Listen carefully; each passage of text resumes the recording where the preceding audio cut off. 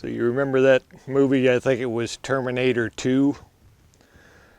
That scene where Arnold's looking through the stash of weapons and he comes up on that minigun and pulls that out from under the cover, and he's got this smile on his face like, yeah, that fits me pretty good. Just what I was looking for. Well, that's kind of the feeling I get after packing the bow around for 2 months and then pull out the muzzleloader. Hopefully we'll have a little more action, a little longer range weapon, that's for sure. So anyway, I'll head down over the hill here and kind of fill you in on what's going on when we get down here to our setup. Hopefully there's still a big buck in the area. Well, we're finally getting set up here. It's about 3 o'clock in the afternoon. We're actually hunting a buck here late muzzleloader season that I'm going to call Thunderstruck, just on account of that's kind of how I felt when I first saw him. Probably the middle to latter part of October when I saw him the first time. Like I heard, I was in a tree stand, I could hear a couple of bucks fighting. They were just about dark, and snuck up on the ridge and where I could just see the outline of the ridge, and pretty good 8-pointer had his head poked up there, and there was another buck that had his head down, and he eventually stuck his head up there, and man, I could just tell real heavy duty, a 10-pointer, got a short G3 on that one side, but a real heavy duty, impressive buck. I mean, I about fell over when I saw him, and that buck I don't have any history with. I hadn't seen him before this year. So fortunately it's right in the area that I was hunting anyway, and had trail cameras on a couple of horizontal rubs that I'd already had set up there, and set up a couple of trail cameras on just natural scrapes there also. I was able, along about 1st of November there, I got him on a horizontal rub there, and he was just, you could just tell by the way that he worked the rub that, he worked it, and he just kind of looked up there, and I think he saw the trail camera, even though it was after dark, maybe saw the light kick on or something, and then he just kind of slowly backed away. So he didn't really know what to think of that, and I was able to get him a couple of times on just a natural scrape and licking branch there too, about that time frame, all after dark. So I had a horizontal rub set up right there where he was actually coming out of to feed on that bean field ridge there, just down in the timber there, real good bedding area there that I'd set up a couple of rubs that I'd never had set up before in that area. Kind of didn't really hunt it a lot until I think it was the 6th of November. I went in there and hunted the rub that I thought he would be on, and got in there, and I had what I thought was a good wind for the setup, and of course the buck ended up coming in behind me in real thick brush. He got downwind of me, and I had to swing around in the tree and try to get the camera on him in that heavy brush, and I was just having a hard time getting the camera on him. I got a little bit of footage just as he kind of snuck out of there. He definitely winded me on that setup, and he didn't spook and run. He just kind of, like big bucks do, just kind of snuck out of there. So I thought, I educated him right in his core area there. I checked that trail camera when I left, and he'd actually been on that rub, I think November 3rd, for the only time I ever got him in daylight on a rub. So I was like 3 days behind when I should have been sitting in that tree, I guess. And whether the wind would have been right on that day or not, I don't know. But he definitely, I don't know, I think it was 9:30 he worked that rub. After that encounter, I got, a little skittish on spooking him out of there. He just acted like a real spooky buck, and I hunted a couple more. I had another rub set up further down in there that I hunted a couple of times, and checked that trail camera, and he'd been on that rub once, but it had been after dark. So got into November there a little bit, and I actually was walking in. It's a spot that you have to, there's a lot of there's a big open ridge, and just to get to your spot, you about got to wait until daylight, otherwise you're spooking deer off the field. So I waited till after daylight, walked in, and of course walked right up there and walked right into him on that open ridge there in the middle of the day, or not the middle of the day, middle of the morning. He saw me and headed off back down in there again. So that was the second time I'd spooked him. So after that, I just got skittish on I was gonna spook him out of the area, so I just kind of backed out of there and watched that ridge from a distance. The weather turned cold there about, I don't know, sometime the middle of November there, and I was watching that ridge, and he actually had a hot doe pinned out there in that open bean field. So I kind of snuck up fairly close to him in a draw there and peeked over the hill, and he had that hot doe and pinned there. So I got some real good video of him with that doe. It was real windy and cold and kind of spitting snow that day. And eventually the buck that I actually passed up with the bow on the horizontal rub over here come up there and challenged him. So I got a real good little sequence of the two kind of facing off there, pawing the ground at each other. It was pretty cool. I thought I was going to see a buck fight there, but 8-pointer thought better of tackling Thunderstruck, I guess. So after that, we got a real heavy snow there, probably 10, 12 inches here, and covered up the bean stubble kind of where he was feeding there. I'd actually got a real good video of him there when the beans were still standing, feeding in the beans, and he was close, but couldn't get a bow shot, and I was afraid to let him know I was there, so I just videoed him and left. So then we got that snow, and he showed right back up on the ridge there. I saw him from a distance there one night, come out of there before sundown, and got some pretty good distant video, and it's real cold snap right in there, and I was having trouble staying in the tree stand, staying warm. So the one afternoon I decided I'd just drive the truck back there on the ridge and see if I could see him out of the truck. And I don't know, along about an hour before dark, here he come from a direction I didn't expect him, and walked right by the truck about 50 yards. So that was pretty cool. I got some really good footage of him.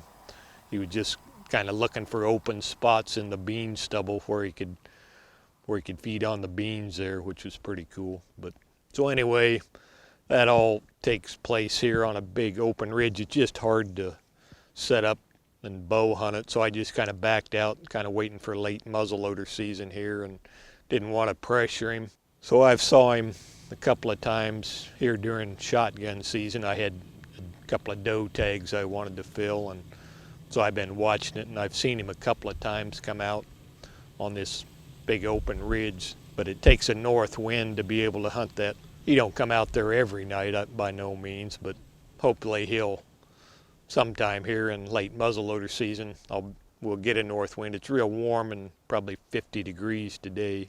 On the other side of the ridge, I've never really seen him over here, but it's, less than a quarter of a mile where he hangs out all the time. On the other ridge, you just got to cross a draw and come up in this bean field. So hunt him until we either get him or get a similar buck. There's a couple of bucks I would probably shoot in here, so we'll sit back and see what happens.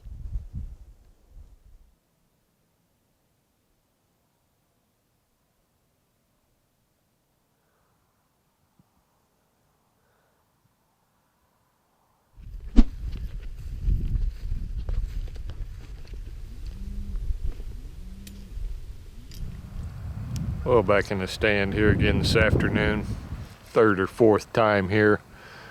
We still got kind of a northwesterly flow this afternoon, so we're gonna hunt it one more time and probably give it a break. Saw a couple of pretty decent bucks here. One real nice one. Got real nice video of him, and last night actually a pretty decent shed antler. Apologize for the wind noise here, but pretty decent shed antlered buck was out here. I don't think it was that Thunderstruck buck. Didn't look quite big enough body wise, but he was with another buck that still had his antlers. Actually, that shed buck, we had a pretty good encounter with a shed buck there a couple of weeks ago. We videoed, seen one feeding in a cornfield over here on the other side of the farm, and didn't have a gun tag then, but snuck up on him and got some real good video of him, and kind of went down in there the next day to kind of look for a place to set up, and found one of his antlers laying right there. So he'd shed that night after I videoed him. I don't know, one of the bucks that I got in velvet there this summer, looked like one eye might have been festering a little bit, so he might have been stressed a little. But you know, the couple of bucks I've seen over here that shed, they don't look like anything's been wrong with them. So I don't know, might just be the year or something, but not complaining, just looking for a certain buck, good, bad, or indifferent, but that's what we're doing. I suppose if this was a Terminator movie and I was Arnold Schwarzenegger, I would have popped off a few rounds by now.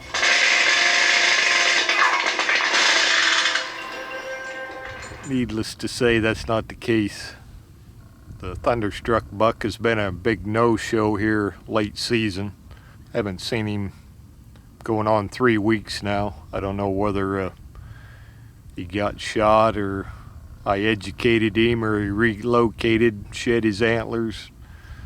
Tonight we're back over on the other side of the farm here. I'm just having a hard time seeing mature bucks. I can see 2.5-year-olds, but I don't know, it's been warm weather, so the cows have been on this property pretty heavy, and it's all bean stubble, so I don't know, maybe that might have moved some of the deer off of this place. But still a lot of does see every night, so it must still be a good food source. But so anyway, you're going to sit back here this afternoon, see what shows up. It's warm. It's probably pushing middle 50s today, so that's pretty unusual for January. Been kind of running out of good footage, so why don't we just sit back and watch a little Thunderstruck videos from earlier this fall. It's a pretty cool buck. I hope he's still around.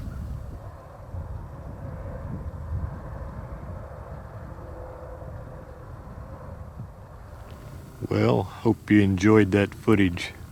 Got a couple of does showing up here, so gonna have to be quiet, and might see a buck yet, you never know.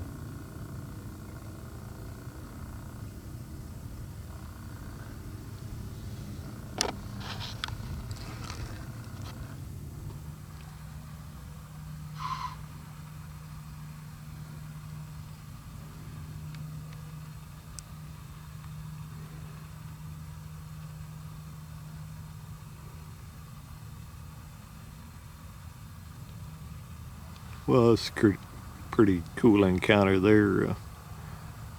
That was actually the buck I call Circuit Breaker.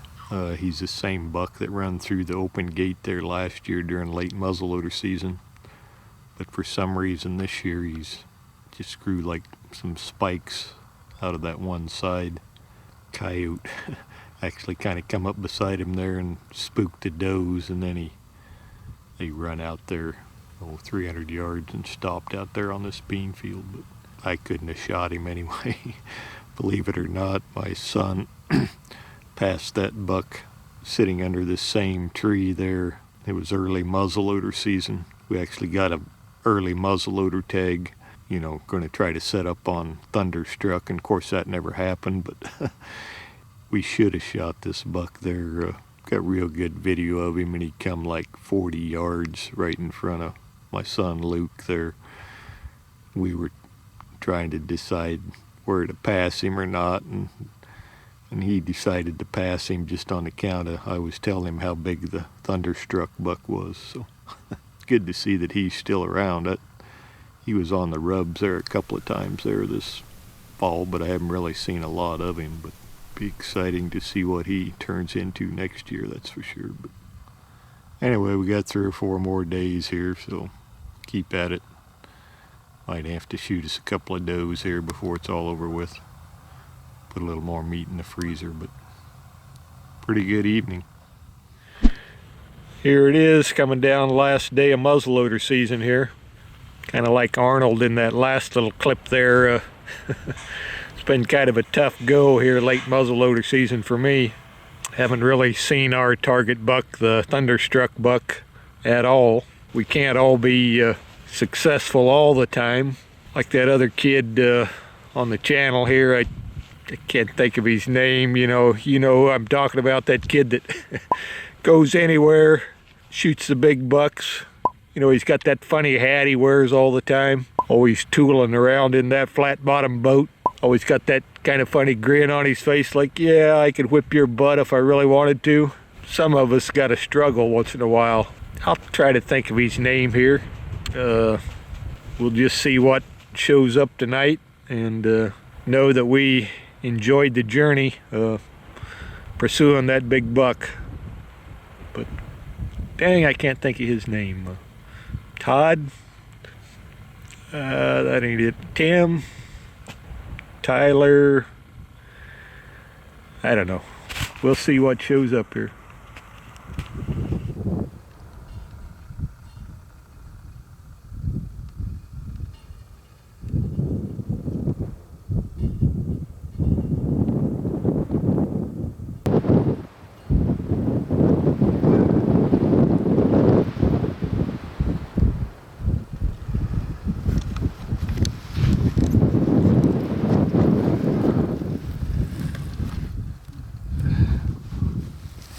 Already got a lot of does showing up there. Probably around 3 o'clock here so far, so you never know what'll show up, but we'll stick it out. Still trying to think of that name. Trent? Tiger? No, that ain't it. Trevor? No.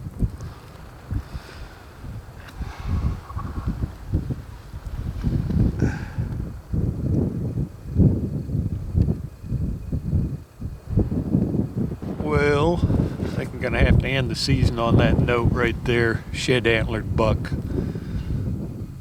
A couple of pretty decent bucks with antlers there earlier, but nothing really since then. 2 or 3 2.5-year-old bucks as usual. The Thunderstruck buck is a big no-show again, so I don't know what the deal is there. Might have got shot, you never know. But gonna end it here and see what next season brings, I guess. All in all, it's been a good year. Seen a lot of bucks, a lot of deer, so been a good season. Oh, and I did remember that kid's name. His name is Ted, the same name as me. Hopefully he don't come after me for doing that.